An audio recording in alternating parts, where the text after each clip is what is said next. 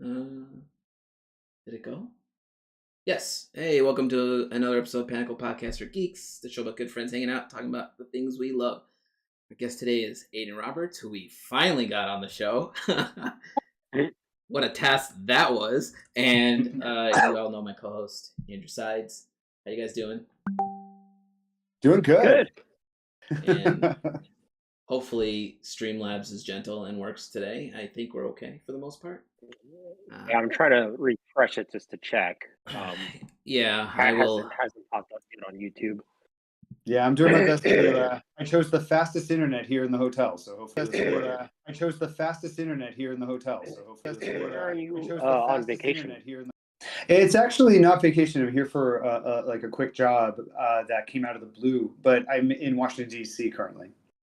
Okay. I forget what what you do on the side, because you have a full-time job and you're obviously an artist. Yeah, no, I mean, it's like I guess I'm one of those people who considers multiple things. Like I consider my fine art career to be full-time. It's just that like all artists that don't have there's like maybe 0.1% of artists who say that they're full-time artists can actually make a full living off of just their artwork. I also do freelance design, animation. Yep.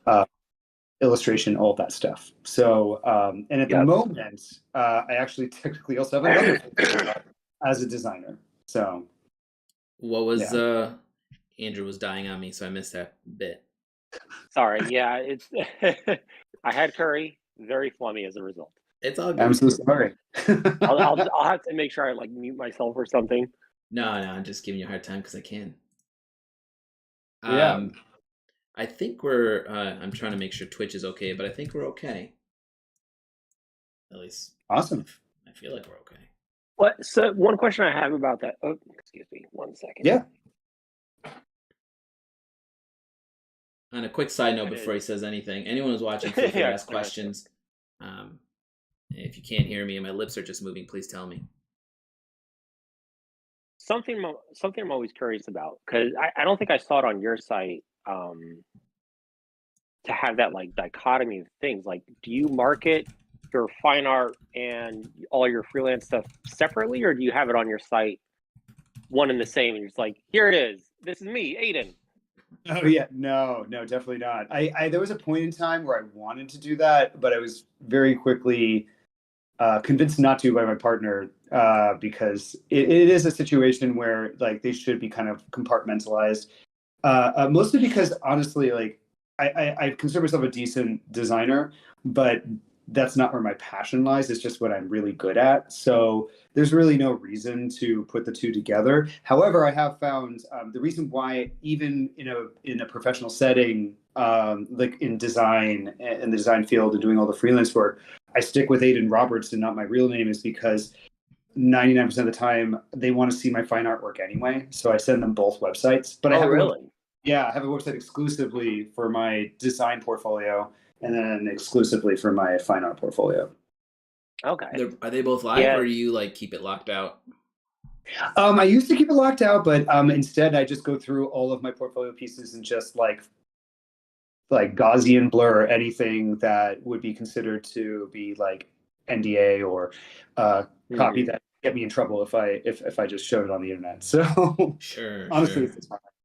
I just rarely ever design portfolio. So because it's honestly, design speaks for itself. If there's something major that I need to do, it's hitting the points. What can I accomplish? It's the fine art stuff that I need to get back into refreshing. My problem right now is that I need to get a new website designed up there, because I'm kind of over my old one. I need to really get something up there, and that's pressure. Yeah, it feels stale. That's where I'm at right now with mine. Is I've been debating about to refresh it, because I've been trying to organize my portfolio more and more. Mm-hmm. And I'm kind of just in terms of freelance, I kind of take on whatever. Primarily, I do advertising stuff, but if another job comes along the way, I'm not going to turn my nose up at it. Sure. But yeah, my website renews, I want to say late February, and I've been debating whether or not to switch to the newest Squarespace. 7.1. Yeah, I looked at that. Yeah, so this was my contention was because they have the new Fluid engine, which is Oh, is it? So they have something brand new because what they've had Yeah, recently. 7.1 is supposed to be much. yeah, So no. this one's supposed to So be easier to use. my wife, she got onto 7.1 Mhm. at the early stage, Yeah. and we're like it took us one weekend, and it took her fiddling around with it, me fucking around with it, and then both of us were like, "This is awful. Get your money back." Right. But Wait, now wait. they For the new Squarespace, the newest one No, or the the old one. Yeah. Let me just quick, like when I first signed up for Squarespace and put because my website is through Squarespace. This was back in like 2009 or 10 or something. So ages ago. They had a level of like flexibility and complexity. Like if you really wanted to go in there and fuck with the code, you could absolutely do that. Just go in and then like I think about 2 or 3 years ago, I was just like, you know what? They must have had even better designs going in there. I'm going to see what happens when I make a new website. I just want to refresh my site, and I went on there, and the restrictions that they have now, it is awful. It is pathetic. I can't. People kept breaking their sites basically, and so they locked it So- down. Because you got to remember, I come say- from, I have a degree in web design as my background, so I come from like literally coding front end development, and I'm used to like coding everything I needed. And when Squarespace first came out, I was like, holy crap, this is a godsend, right? Yeah. Like, now it's like, Well, so when it was I guess like old, it's frustrating because they're both called 7.1, but there's such a drastic difference between them. It's like Windows 8 and Windows 11. It's like you can't really say they're both the same. are they calling them both 7.1? Yes. So it's like 7.1, and then there's 7.1 with the Fluid engine. Right. That one is That's one where I'm like, that's the one I've been interested in because it was like, oh, okay, there's a lot that you can kind of do with it from what it looks like. It looks actually pretty versatile in terms of setting up and organizing things and like setting it exactly how you want. Yeah. My issue with it though was the old 7.1. From what I remember, just like I heard it from word of mouth and looking around online as well on their forums and stuff, was they had made it where all images were WebP format, right, to save. So I was like, people wouldn't right click and save art, basically. Well, yeah. So I was like, oh, I don't want to do that because I want to have it where if an AD wants to, they could save it or whatever. So I've yet to like look. I thought there was a way to turn that on. I think there's a way to turn on right clicking. It's basically turning off disabling right clicking. Oh, it's. I mean, you can right click on a WebP image. The issue is like you're going to save a WebP format. Correct. And unless you have Photoshop with a plugin installed, you can't do anything with it. Interesting. I don't know. So back at the beginning of the pandemic, when like all of my freelance clients dried up and I had literally no creative energy, like it's just inside doing nothing, feeling depressed. I decided to just say, screw it. Let me just look around at what I can do in terms of options about like playing with making a new website. And I tried, that was when I tried Squarespace, the new stuff. And I was just like shocked at how horrible it was. And then I was like, well, what else is there? And so I went over. That was around the time of the old 7.1. Yeah. Okay. Yeah. Awful. And then I tried Wix, and that thing is I don't know how terrible it is, but it is flexible. And so I just went about starting to put together my own, like, what is an ideal, crazy, over the top design website of what I can do. And there's like, is it perfect? No. I kind of have like the basics of the structure down, but the reason why I didn't implement it was because I was just like, you know what? I'm at a point in my life where I'd rather just hire someone who's better at this than me to take what I've like put up as a mock-up and just handle it, really refine it out and give it to me as a good product. And also take all the information of like my old art blog and all this other stuff and transfer it for me, because I don't want to do any of that. Right. And it was just sitting there right now collecting dust as this thing. But I did find it to be so much more flexible. Like when I set up a gallery page for like a subject matter that I'm working on, I could have multiple different styles of gallery on the same page. So like one that's just like a mosaic, and then at the bottom, a scrolling one for smaller pieces and other things like that Squarespace just wouldn't let me do. So that was impressive. So I haven't done a huge deep dive into it just because the one contention I do have is like Squarespace's whole upgrade system is weird and ass backwards about it, where you basically have to like cancel your site and then re-up your site so you can get the new template and all that. However, their newest thing, the Fluid Engine, is basically as flexible and then re-up is as flexible as Wix. I mean, yeah, the thing with Squarespace if that's the case, is it would be easier. Yeah. Yeah, I don't know, man. I thought about switching over to 7.1, but right now my site is basically literally set up as portfolio and still make sales. So I'm scared to like take it down and then bring a new one up. And then they, like Andrew just said, they'll give you a site to set up and then you can just switch it all over. But I'm like, that takes time. It takes time. Some of their templates though will switch over. Yeah, what happens if you get to the new one and you hate it and then your old website's gone? Like, that's the problem. The reason why I have never gone past what I have, like, I've stuck with the same website for over a decade now because every time I've tried to make something different, I've hated it more than what I already have. And then, like, the fear of losing that, because if I delete my website that I currently have right now, I can't get that back the way it is because this was created under a more flexible Squarespace. So, like, also, like, when I also at the time was just like, oh, I could probably just transfer this over and make it live on Wix and just try to like use that as a motivating factor to finish it. But the process of transferring my website from Squarespace to Wix was, I think, purposefully draconian in a way that was just like, oh, I don't want to deal with this headache. So I just kind of kept putting it off. So I'm just like, I'll just if you guys know of anybody who has this kind of practice and like I can pay them. I know web designers for sure. I'm going to move us away from the Squarespace conversation. Do it. And into talk about Aedan. So I have a habit of looking into stuff my guests have done before I get them on the show to kind of come up with questions. And I went through your Instagram since you deleted your Twitter, so that didn't help me at all. But you have a whole series of mushroom photography, which I found very interesting. So I was going to start there and deep dive.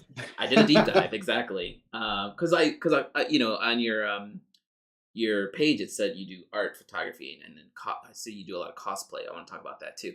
But you know, so when I was like, photography, I haven't seen him. I honestly haven't seen any of your photography until I scrolled way to the bottom of your Instagram. It's there, and it's very specific mushrooms. So I was curious, like, why mushrooms? Okay, so I don't know. You don't have to tell us if it's something personal. It's fine. Not at all. It's kind of to like, I'm bringing myself back to Costa Rica in like 2000 and whatever. Whenever I was doing these photographs, it's like 2012, I think. Yeah, it's just, you know what? When you're hit with a certain motivation, when you're hit with something that inspires you, it's just like you kind of just dive into it head first. I think it's just a little bit of the ADHD like hyper focus that you kind of can gravitate towards. But yeah, like I just remember finding these, like, in Costa Rica, especially because they have rainforests and stuff, these clusters of thousands of beautiful mushrooms and stuff like that. And it's, as someone who grew up in the Northeast and didn't really see stuff like that, it was fascinating. And also someone who loves tiny little things. Your paintings will talk about those. Yeah, absolutely. I mean, it's not just that. Like, I mean, I'm the little gay kid that grew up obsessed with my Littlest Pet Shop. I don't know if you know what those are. I know what those are. Yeah, I liked them a lot actually as a kid too. Yeah, love those things, and I was obsessed with them as a kid. I wish I had been able to get my hands on a Polly Pocket, stuff like that. It's just I love picturing these like tiny little kingdoms, and what is cooler than like a little mushroom kingdom? And it's just, I don't know. It's a great inspiration, and it kind of bleeds into the motivation behind the Kami series that I've been working on with forest spirits and stuff like that. Like, it's just it's a really fertile ground, no pun intended, for like imagination to run wild, because it is fungus is such a like abnormal, like foreign thing to our own form of biology. There's this other guy who puts it so much better. I saw like my brother sent me a documentary about this Australian man, I believe, who just kind of accidentally fell into fungus photography and then became like someone who worked with like institutes to properly document like the evolution of certain fungi, and it's a fascinating documentary.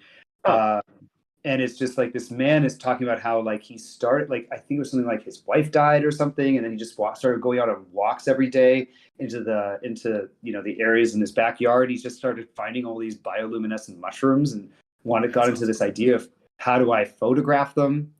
So I don't know. I definitely feel like this is a thing that like is not unique. It's definitely. I mean, it's unique to me. I don't have any friends who walk around. No, I don't have any friends who are walking around shooting mushrooms specifically. I have friends who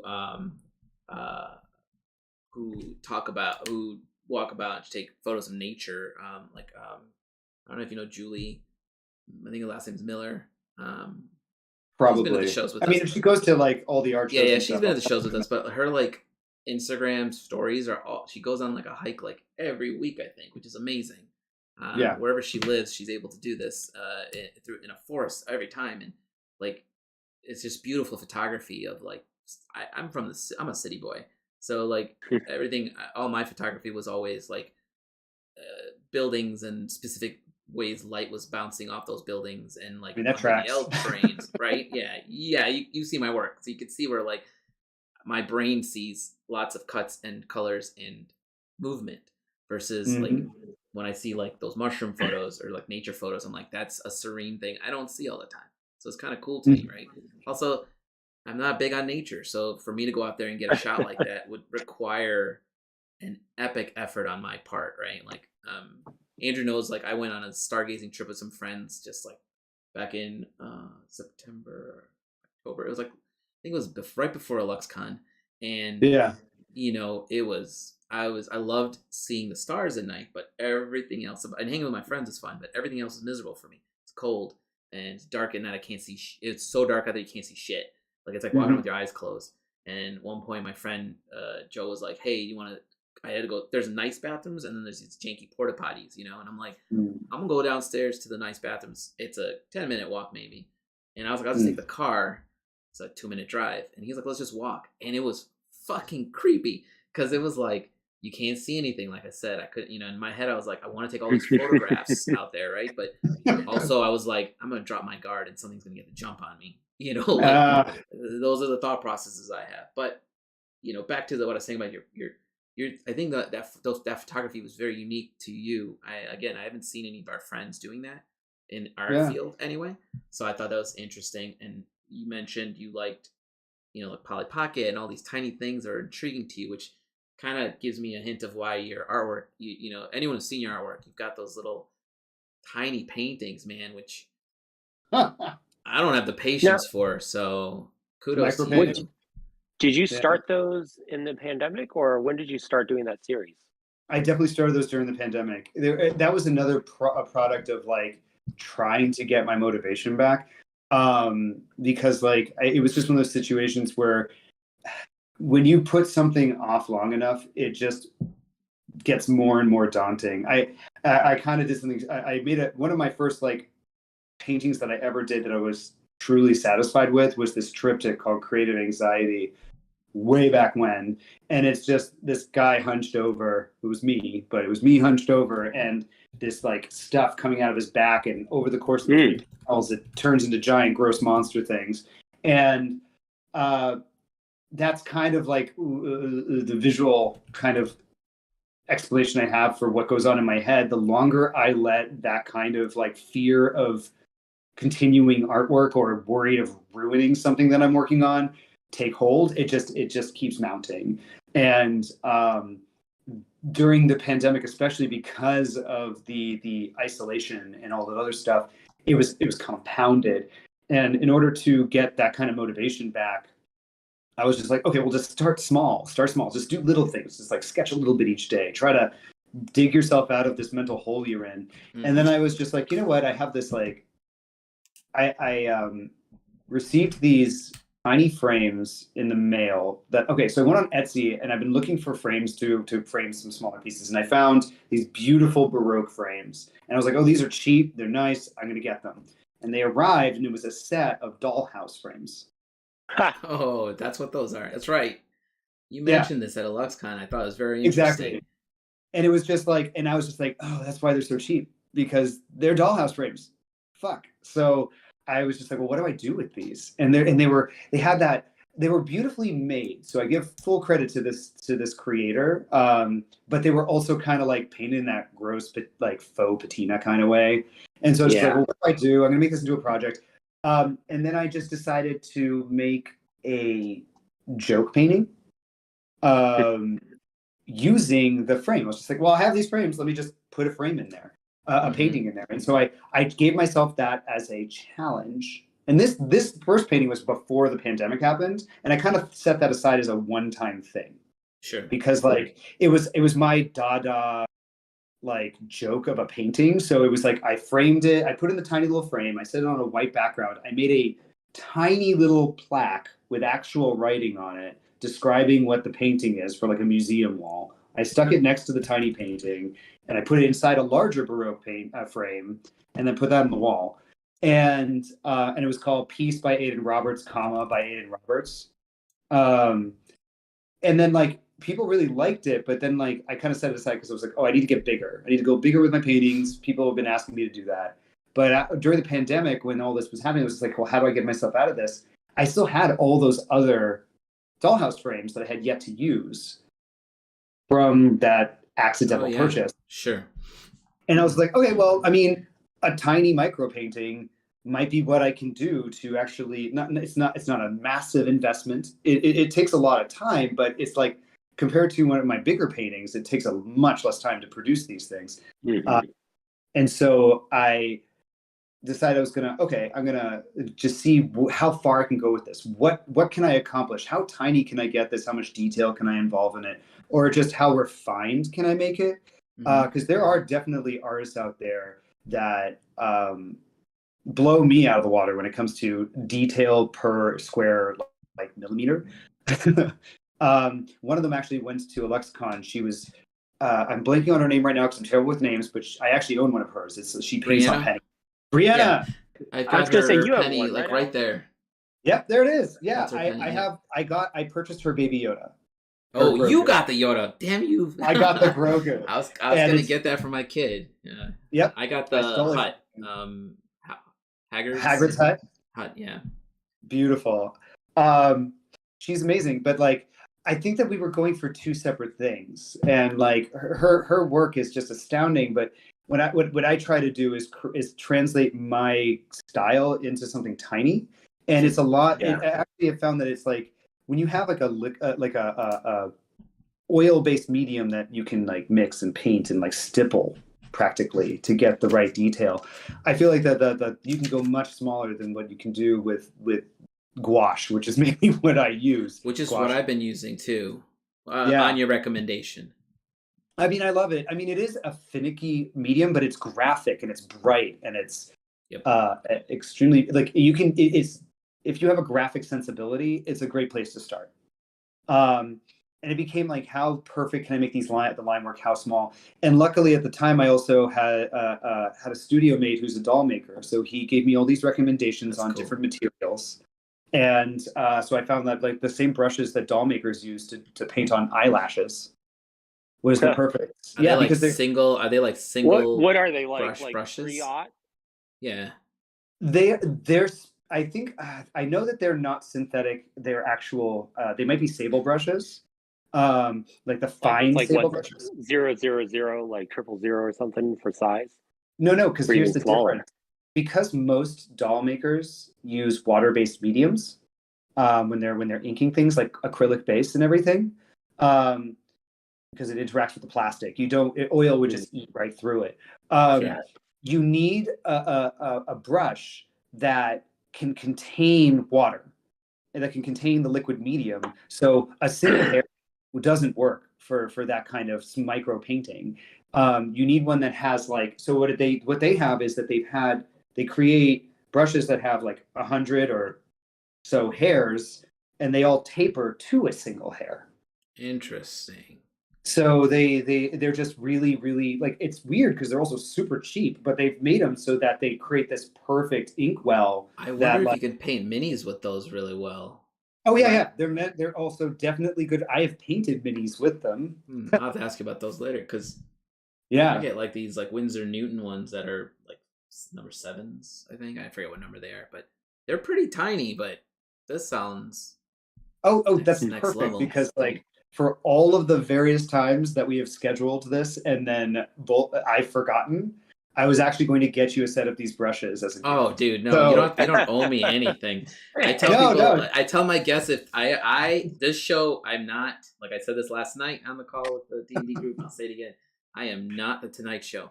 So, like, you know, when people can't make it, it's like, fine. This is literally like something I do to, like, it's a little bit of a mental health check. It's like hanging out with people I actually enjoy hanging out with and catching up, and I'm always thankful that Andrew's willing to sit through my bullshit, you know.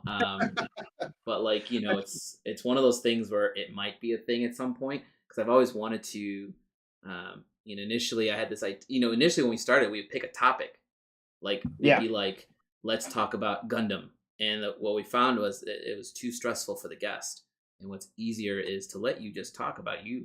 You know. Yeah, I am definitely like a river of thought. It'll I know, man. I've had many conversations with you. Yeah, I am sorry about that. I did do an interview years ago for Sewers of Paris, which is this gay podcast where the guy interviews gay people in the pop culture that influenced them growing up. Sure. It's really fun.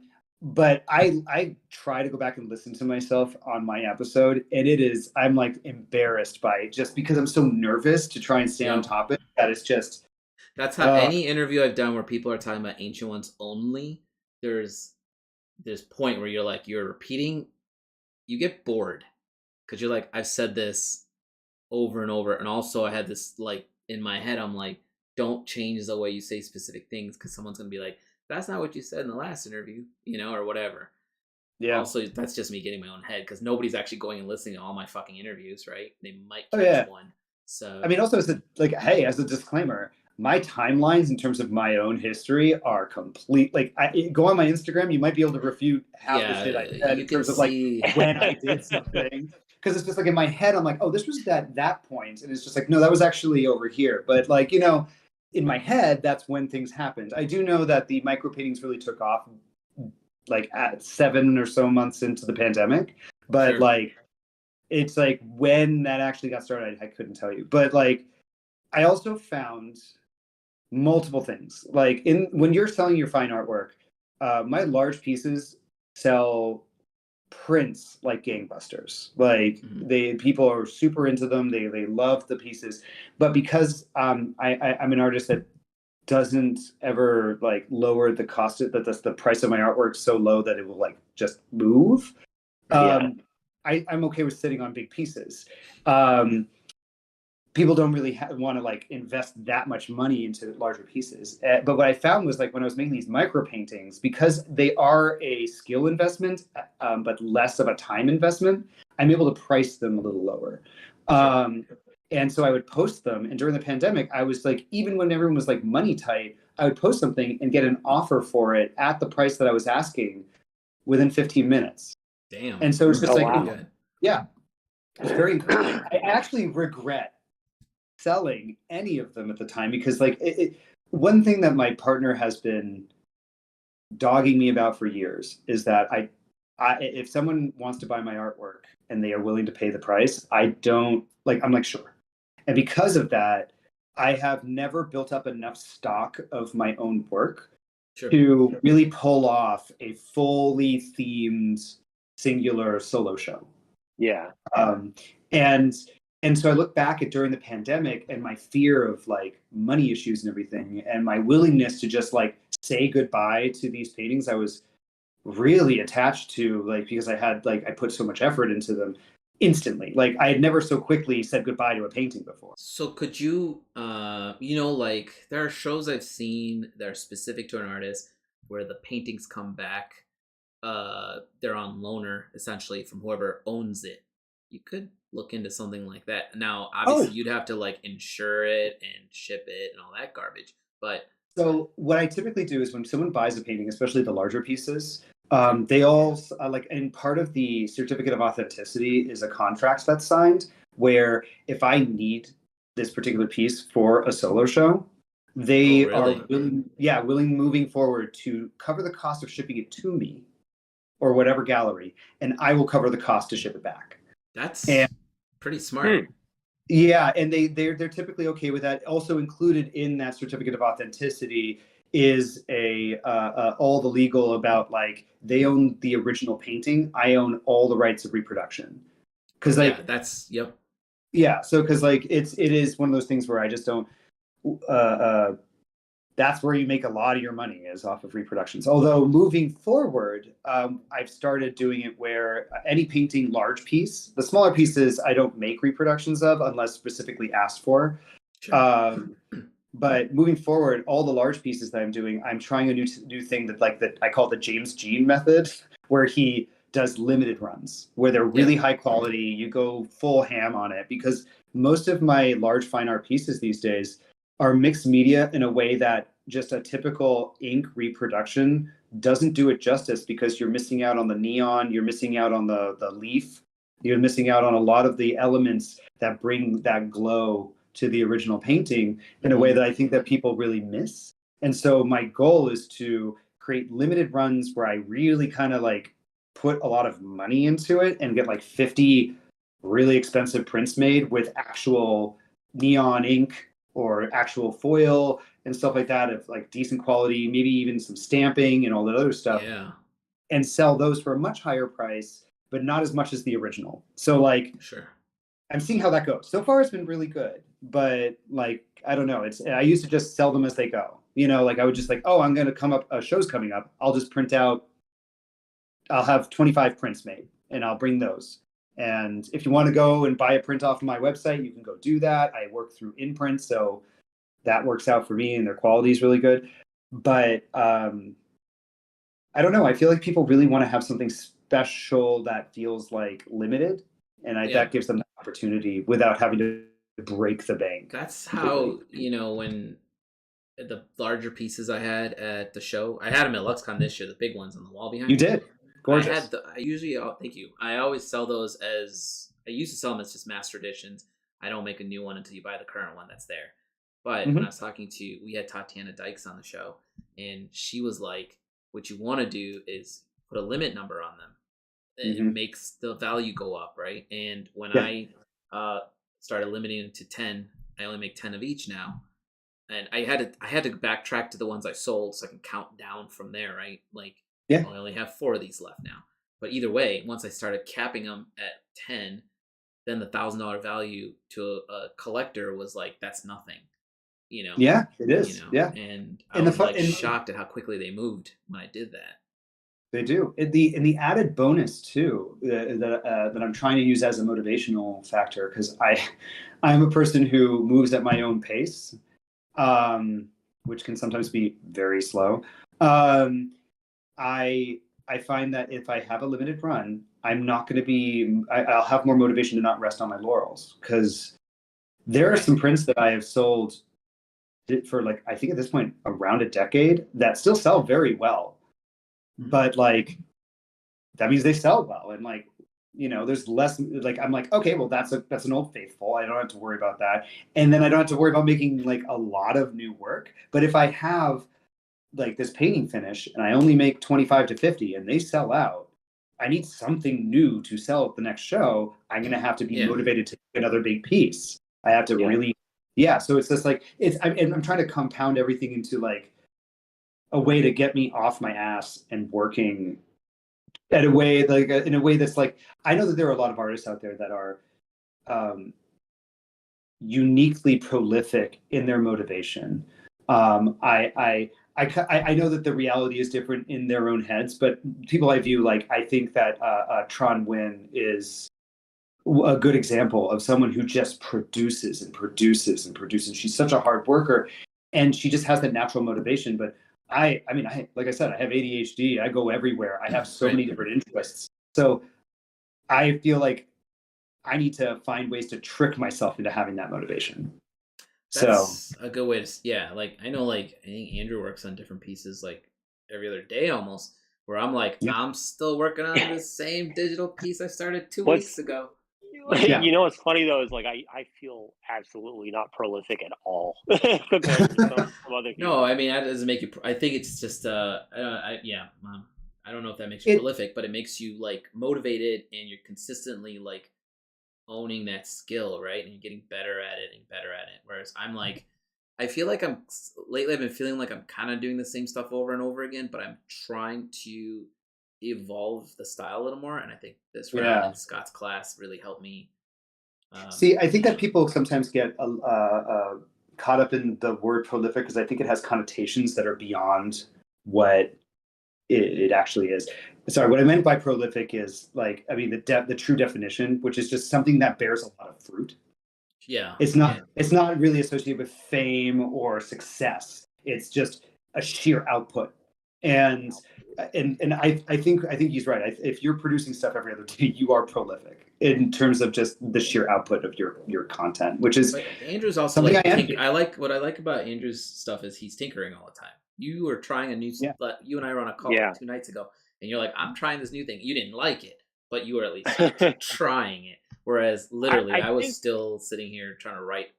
I'm trying to finish book 2, so I was trying to write something initially, right? And I'm just like tired of staring at the screen. So I'll just watch Andrew paint for a minute and talk to him, you know. Part of that, I know at least for me, maybe like Aedan, it's for you as well, or maybe you've come across this as well or whatever. But I funny enough, like that motivation I have, that like wanting to always tinker and stuff, is because I constantly feel like my brain is a sieve, and if I were to like just let go for a little bit, I would absolutely forget some shit. So I constantly tinker around because it's at least that way, like I'm always having to stay on my toes. It's like when you go on like vacation somewhere and you're not like drawing, and you're like, you know, like all of us got sick here a couple of weeks ago. My wife had COVID, and I was getting, I didn't catch it, thank God, but I was tired. But I talked to her one day and I said, I haven't drawn in like 4 days, and I'm starting to feel like I'm gonna wig out if I don't do some artwork. Well, yeah, I gotta draw something, man. You know. Yeah. I don't think I ever asked you. Are you a habitual sketcher, Alan, or not so much? I mean, I've been trying to. That's so. In our group, Karam created like a daily doodle, and I've been trying to like just daily sketch. I'm not. I used to sketch a lot when I was like in high school and in art school, because like in your head you were told you got to sketch all the time to get better. Like that's the way I was taught, you know, like right. I think we all like fell into that trap. Right. And I have art friends still who will fill like a sketchbook every week. They'll go from end to end, and you're like, how?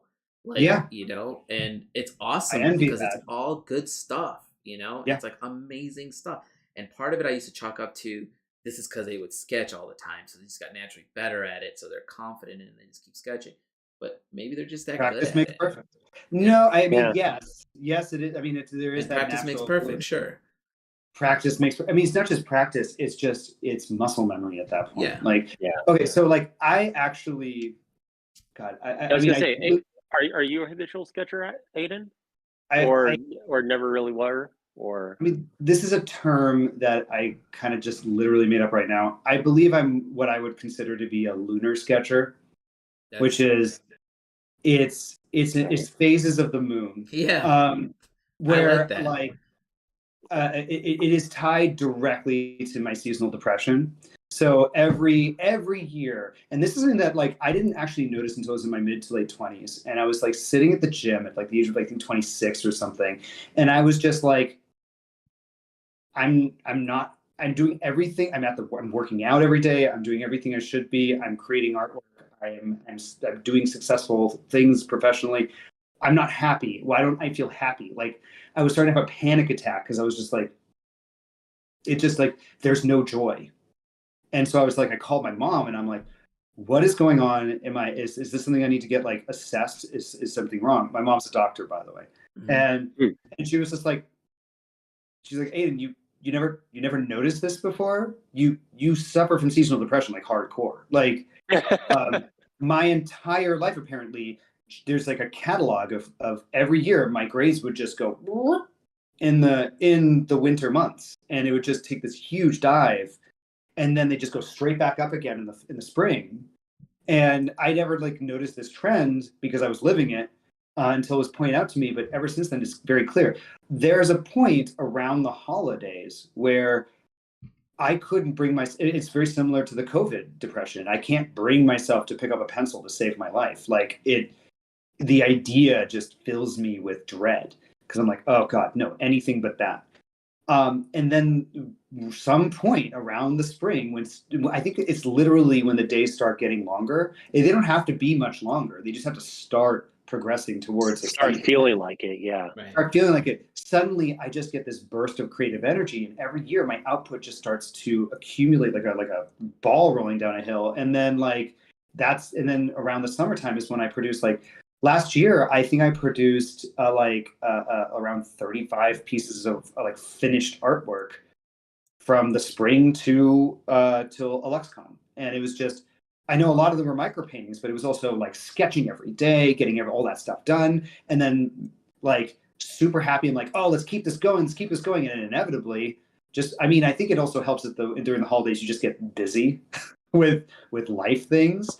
And then the seasonal depression kicks in and just like, well, back into a rut again. And I have been sketching a bit lately, but like, no, I really wish I could do this like every day. But there's a point in time for like months where I'm just like, nope, can't do it. I've made a valiant effort to sketch daily. It's just, I'm better at writing ideas down and writing my stories daily. Yeah. Because I think my brain just wants to get those out than sitting down and actually sketching something. Well, that's actually part of the photography. I used to love the idea, that's with the mushrooms and everything, like trying to just see what kind of weird angles I could get, what compositions to make them look like cities or whatever. But these days, 99%, 100% of my photography desires isn't even to make it look good. It's to get as many different angles of everything as possible because I want the largest, most comprehensive, personal compendium of reference that I can possibly find for everything that I could possibly want to draw. That way I can just, when I get that motivation back, I can just go through my archives, find the thing I want to draw, and just use that as reference. And I don't have to. That's how so my photography, that's what I kind of turned into. And this is part of the world. I mentor under Sean Murray for some world building stuff. Haven't in a minute. He's been really busy. But when I did, one of the pieces of advice he gave me, which is he does these walkabouts, which he's done at AllenPanakal and stuff too, where basically you don't need a fancy camera. You just walk around, you shoot unique things. I walked around the city, I would shoot like pipes. Yeah, your iPhone, your cell phone's perfect. That's why I got this. It's 48 megapixels. Done. Let's just get this done. 48 on that thing? All right. Yeah, so I would shoot like, in the city, I would shoot like weird looking pipes. I would shoot like fallen trees, broken sidewalks, like weird looking rust. And it's just a folder full of, because all my stuff is like, when I tell people like, oh, that ship I created has like a vacuum cleaner and hard drives in it. And they're like, what? Because it's like, that's the way my brain broke it apart and brought it back together. A visual Billie Eilish. Thank you. From like photographs and stuff that I took. And I've got a folder full. And yes, I've invested in a better camera and stuff like that now because I'm getting a little more serious about my photography, but it's not going to make or break me, right? It's like, well, that's the good part about only needing the photography to work for reference. It doesn't have to be pretty. Like one of the things that I've been really pushing like over the last several years is really expanding the types of the figure that I portray in my artwork. For the longest time, I would use just myself as reference, and you can see it. It's just the same twinkish body and everything, and that gets really monotonous and everything. It's just hiring models is expensive. Yeah. So and also there is a self-selecting group of people who are willing to model for you. People who are confident enough in their bodies to show up naked, take pictures in awkward positions that may not be flattering, and then go after you've paid them. And I've been trying desperately to find stuff outside of that. So I've actually been these days what I do is I just like, if I see someone on like all the hookup apps, Hmm? I will like, and I'm like, oh, like this is a body type I haven't drawn before. I will approach them and ask them, hey, would you ever be willing to be photographed for artwork?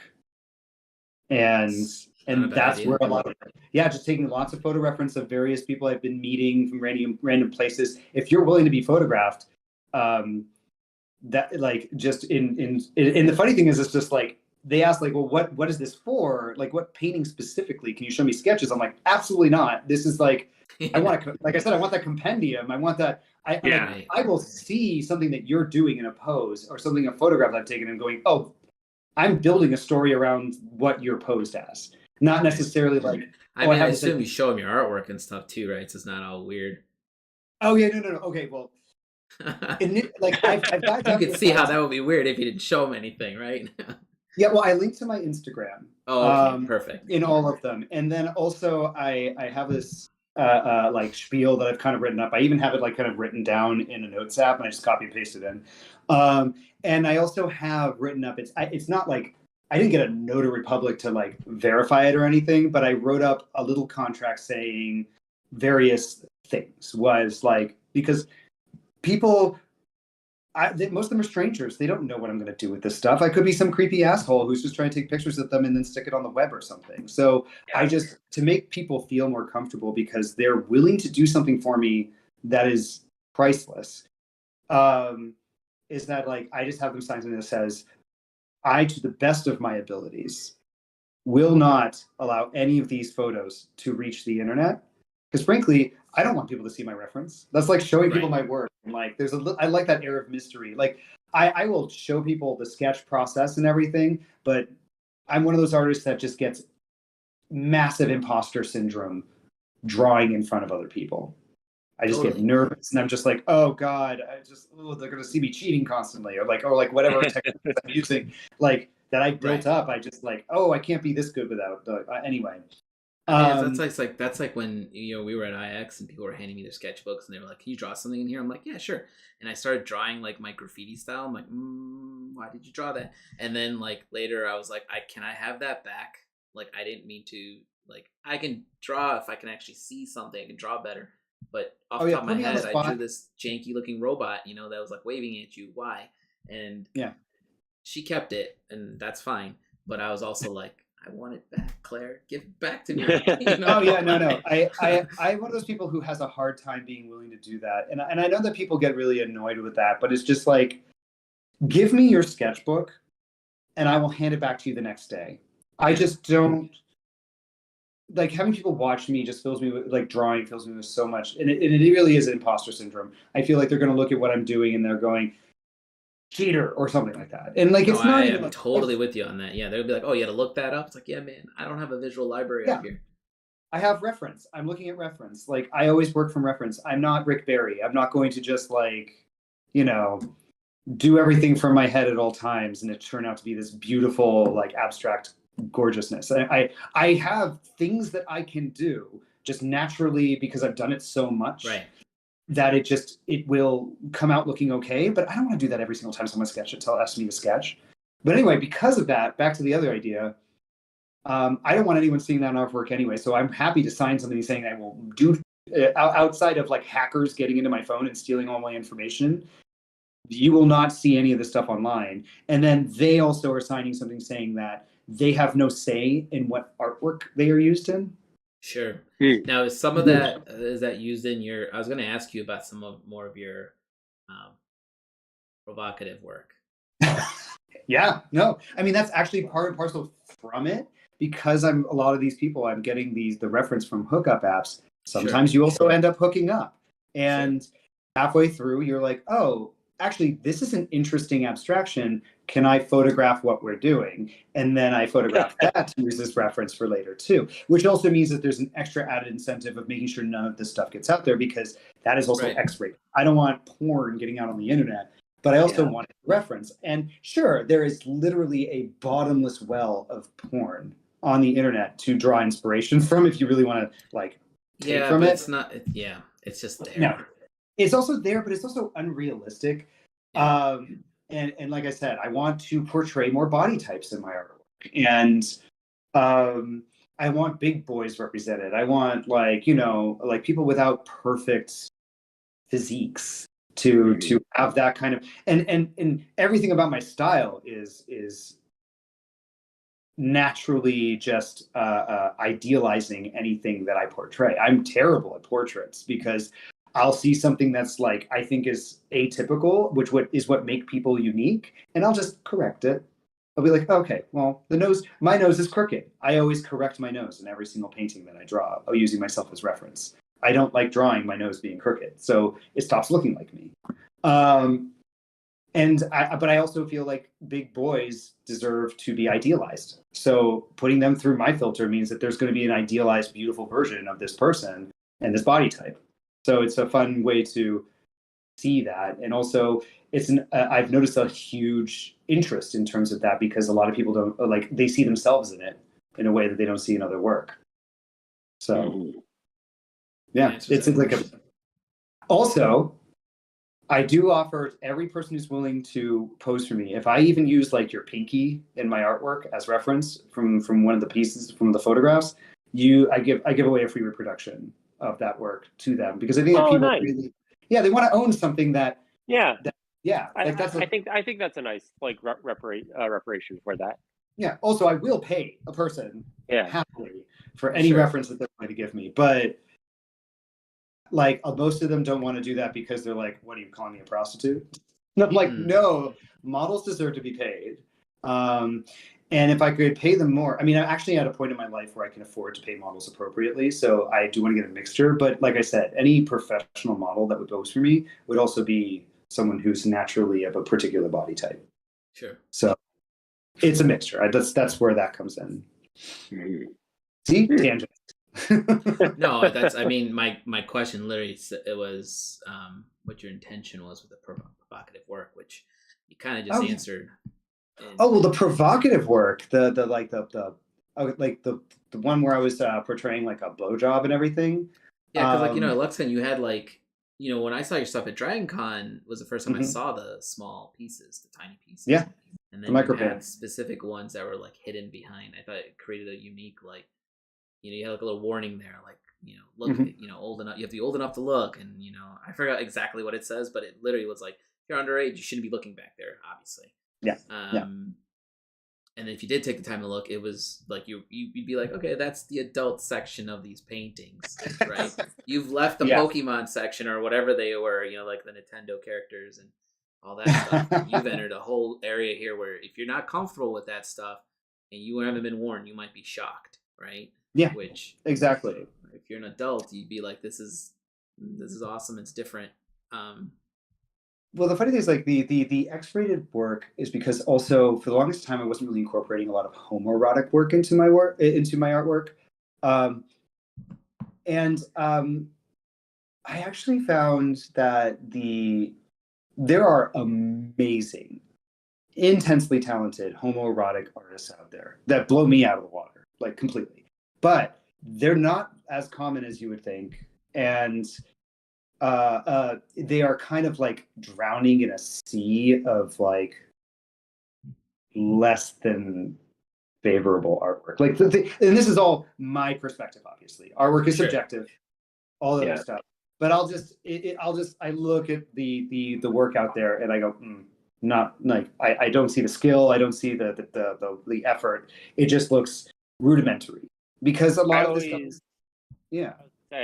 I always think for like every artist I see that does any kind of erotica whatsoever and does it like high level, like San Julian or whatever, there's like, 1,000, 2,000 people that's doing like weird, not really like rudimentary deviant art, like fetishistic, like pregnancy porn kind of thing, or something of that equivalent. You're just kind of like, huh.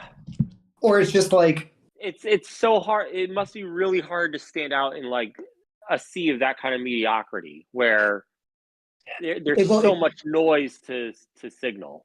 Exactly. So I want to bring my own perspective to that, and also it's an aspect of me that I'm obviously very passionate about because I love being gay. I love all that aspect that comes with it. So why not bring that into my work? Why not bring that perspective into my work? And also give people an opportunity who like my work, but also have that like interest in an avenue to own something like that as well.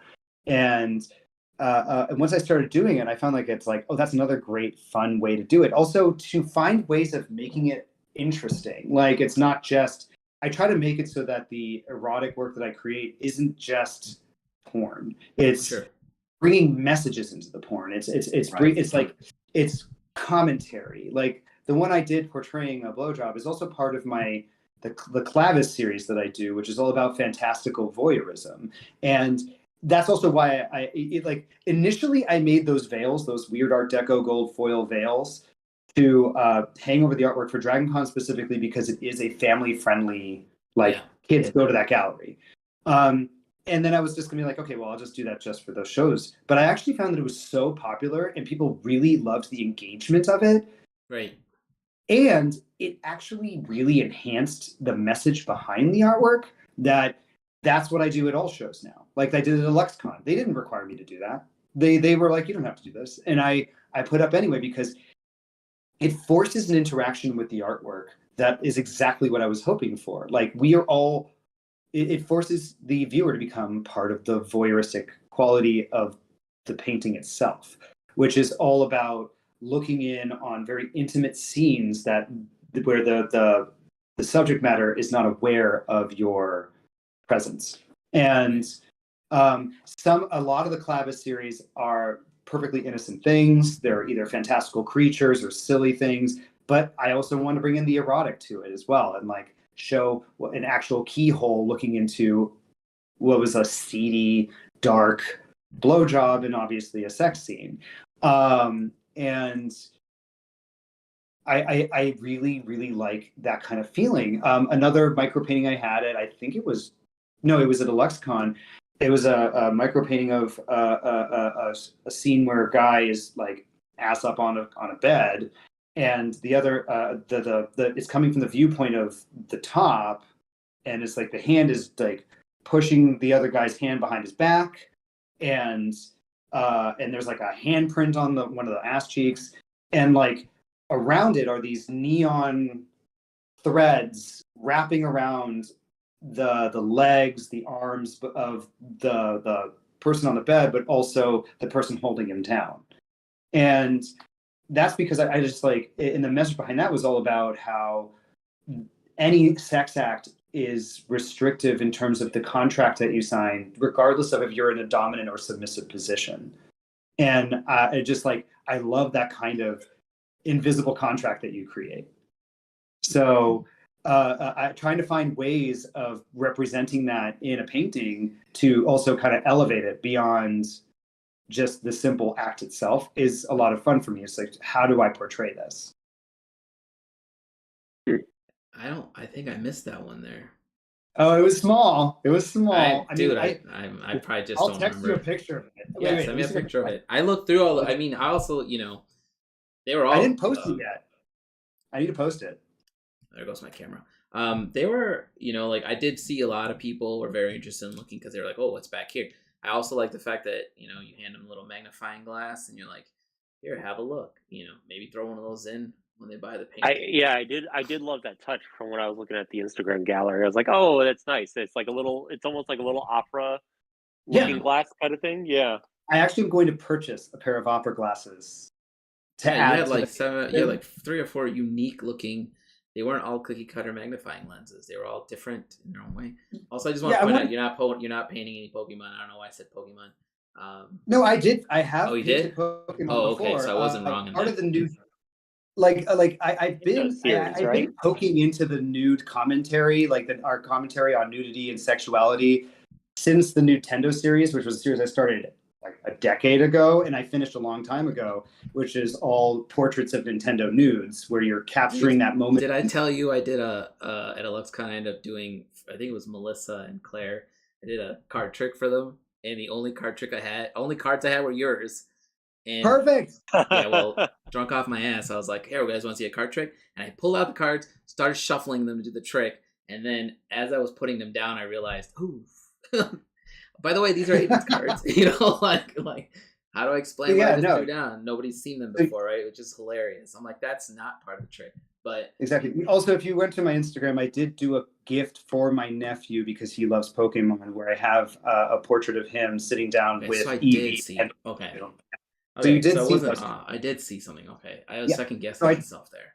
Also, I just texted you a picture of the final painting of that one. It's just showing the scale. The scale. Oh, painting. I remember this one. Yeah. Yep.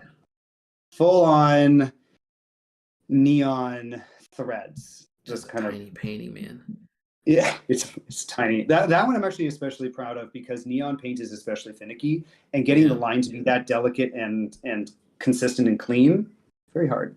But yeah, it's but so anyway, that's the whole thing behind that. Oh, so I'm absolutely going to continue because it's also proven to be very popular. I have an entire I'm finding that I have different audiences for different subject matter. And so I have collectors who purposely seek out my Inner Demon series, other ones who seek out the micro paintings, other ones who seek out the erotica, and quite a few who seek out the Kami series, because that's a mythology that is really speaking to them. So how long did it take for you to realize that your collectors had very specific niche markets that they wanted to be in for your stuff, and it wasn't just like a catch-all, like your collectors are a big giant homogenous group that are just into your work, but actually there's a very diverse collection of them? It took me a while. Honestly, it took me longer than it should have, because there were so many.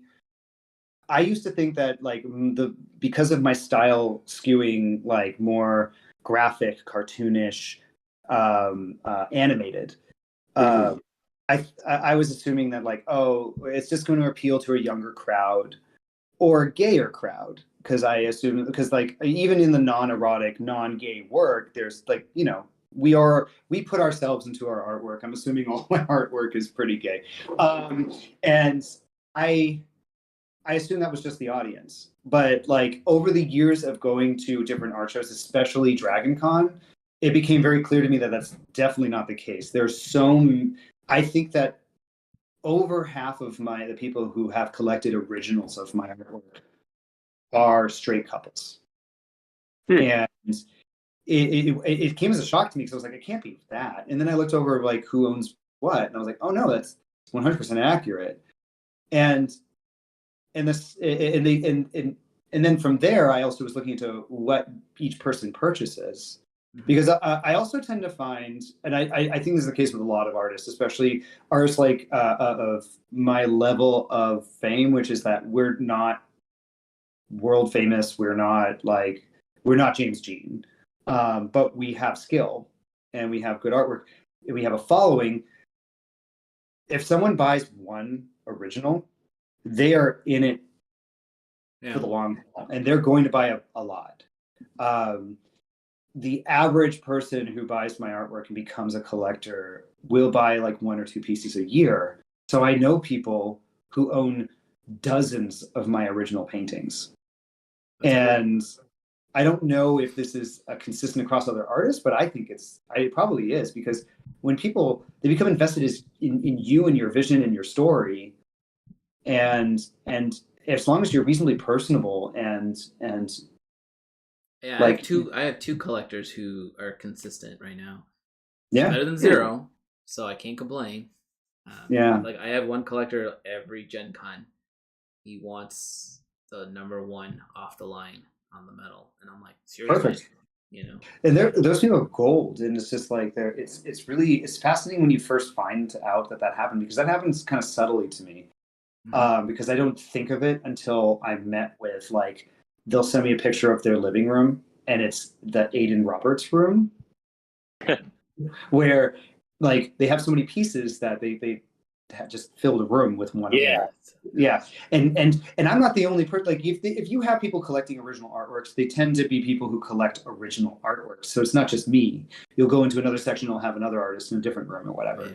But it's fascinating to see that, because I'm just oh my God, I never realized that you owned all of these pieces, because over the course of the years, you just forget who owns what. Mm-hmm. And then I'm going to have to get one of yours on the wall back here, is what you're saying. Yeah, It's not going to be do it. 12 pieces though. Sorry. No.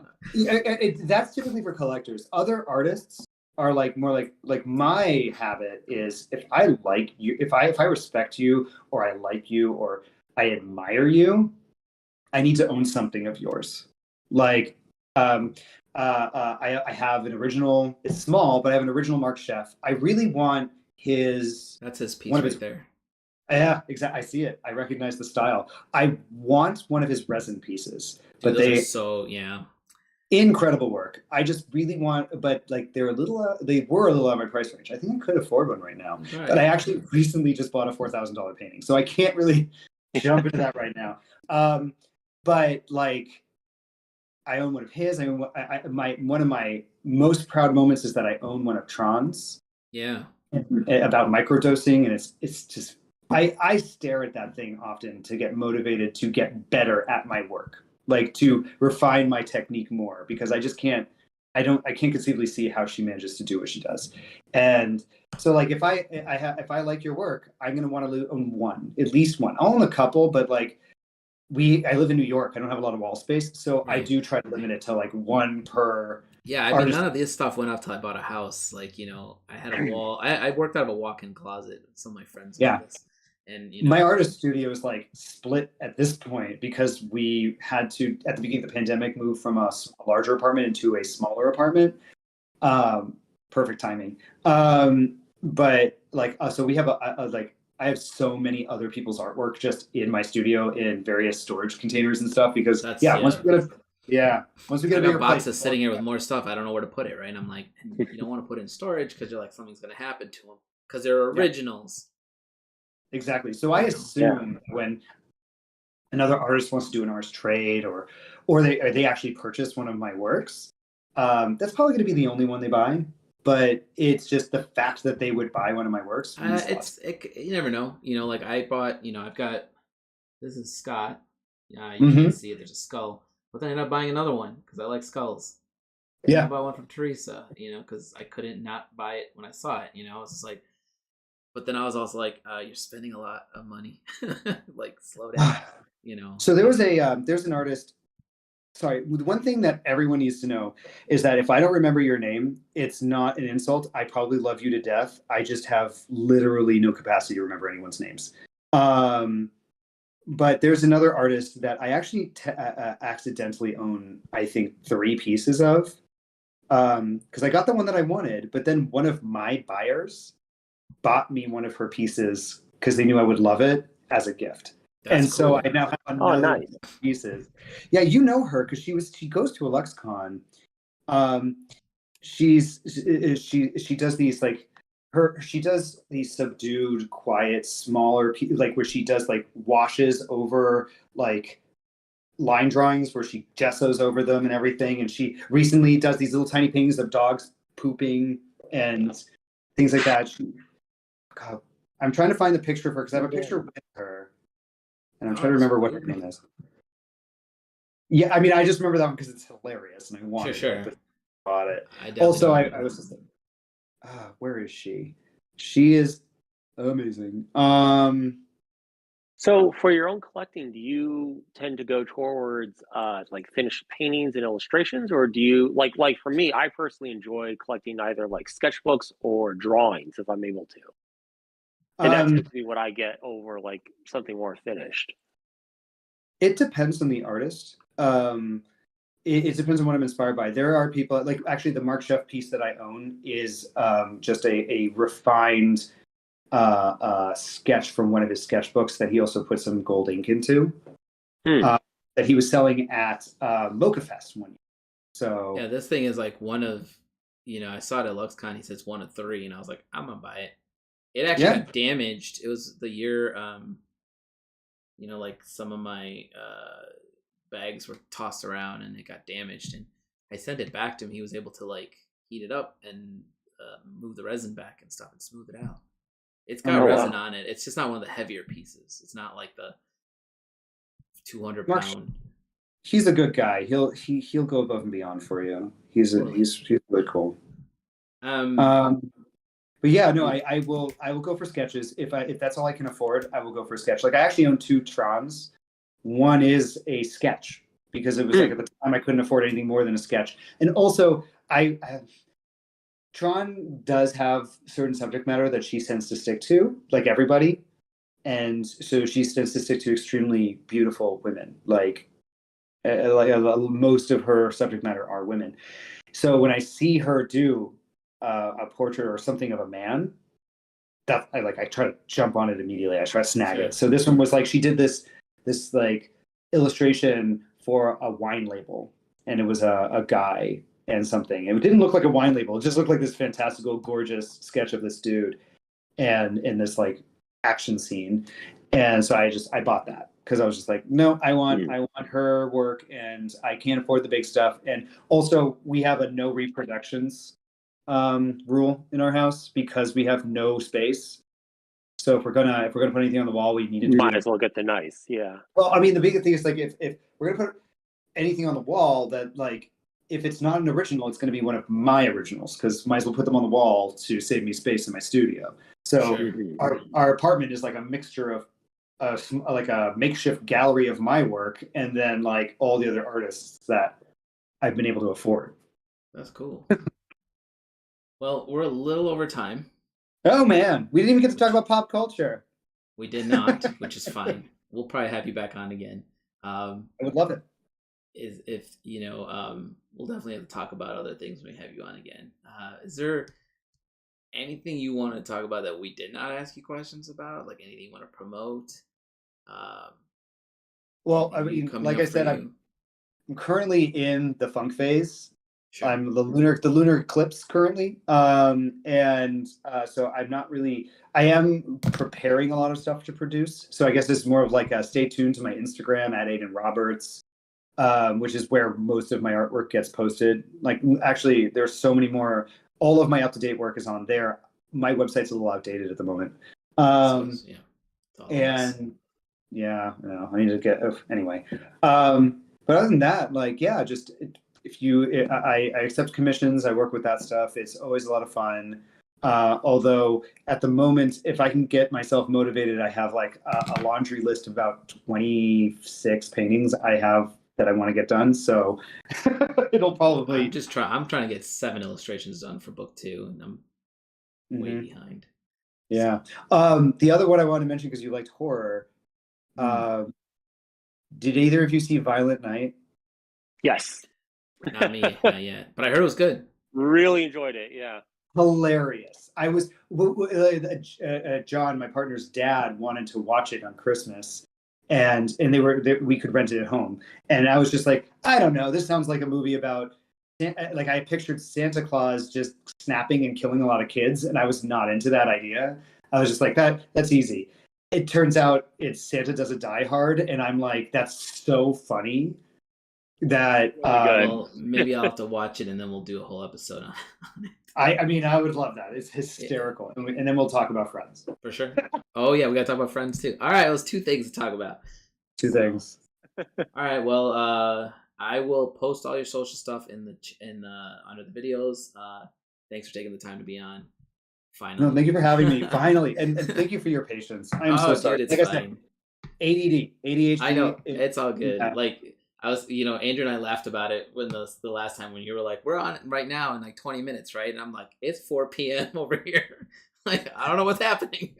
The thing is that I did the same thing today. I'm just glad that you talked to me about that because every time you're like 6 p.m. Central, I'm like, oh, so 5 p.m. here? And I'm like, no, it's East Coast. Yeah, so I was like 7 p.m. Central, 8 p.m. Eastern. Let's go. Let's get it right. Like I know if you said West Coast, I would know what that is because my aunt lives there. So I know they're 3 hours before us, but I can. Yeah, I'm in this weird like zone for you apparently that doesn't exist. There's no in between in your world, so I got you, man. It's all good. But let me take us offline real quick. Thanks for everyone watched. If you have any questions, feel free to email us. Our next guest, Andrew's your friend coming on the 27th? Yeah, is that on the 27th? It'll be the 27th. So next weekend I'm at OhioCon, running a show, my first show of the year. That'll be my friend Mike Chung. He's a color director for animation. Perfect. He did that Dragon Ball fan. He was the color director on that Dragon Ball fan film that we interviewed with Naz Pasha. Yeah, with Nas Wait, are you Pasha. talking about the one where like he's like that battle that happened between like it looked like an arena thing? Yeah, with Yeah. Broly and Vegeta. That I want an entire movie animated like that. I don't like Dragon Ball Z, and I will watch the hell out of that. Yeah, It's just, Nas, this dude knows all the was, people involved in that project. That was stellar. We all worked together on Battleborn for the cinematics for that. That was actually our first job all together. That's how I got introduced to them. And no, they are fantastic people. Nas is a goddamn beast. He animated most of that by, I think he does everything up until like the cleanup on paper. Then once it gets over into like digital cleanup, like he inks it in TV Paint, colors it in TV Paint, all that kind of business. Hold that thought, Andrew. I'm going to take us offline so we don't lose this video.